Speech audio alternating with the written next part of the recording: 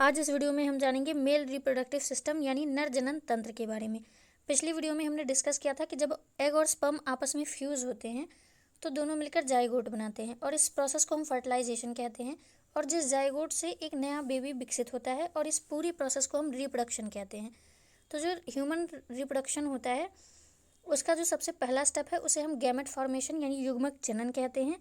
तो युग्मक जनन की प्रक्रिया में जो मेल रिप्रोडक्टिव सिस्टम होता है यानी नर जनन तंत्र होता है उसमें नर युग्मक यानी मेल गैमेट बनते हैं और जो फीमेल रिप्रोडक्टिव सिस्टम होता है उसमें फीमेल गैमेट यानी मादा युग्मक बनते हैं।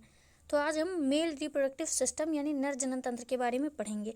तो जो नर जनन तंत्र है वो मेजरली 4 पार्ट्स में डिवाइड होता है, जिसमें से सबसे पहला पार्ट है वृषण, जिसे हम टेस्टिस कहते हैं।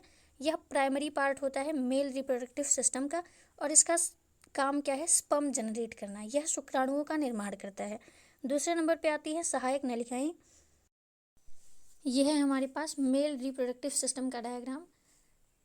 इनमें ये जो कुछ गोल सी संरचना आपको दिखाई दे रही है ये वृषण है जो एक जोड़ी पाए जाते हैं और इनके अंदर स्पर्म्स बनती हैं। इनसे जुड़ी हुई जो नलिका जैसी संरचना है ये शुक्रवाहक नलिकाएं होती हैं जिनसे होकर शुक्राणु जो है वो आगे बढ़ने का काम करता है। इसके बाद आती हैं सहायक ग्रंथियां। ये 3 जोड़ी होती हैं। ये हैं वह सहायक ग्रंथियां। इनमें जो सबसे पहली ग्रंथि है इसे हम शुक्राशय या सेमिनल वेसिकल कहते हैं।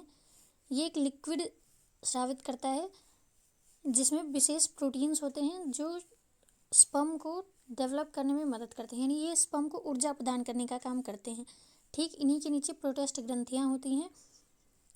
ये भी एक प्रकार का तरल स्रावित करते हैं जो शुक्राणु की रक्षा करता है। और उसके ठीक नीचे काउपर्स या बर्थोलिन ग्रंथियां पाई जाती हैं। ये ग्रंथियां लुब्रिकेशन का काम करती हैं।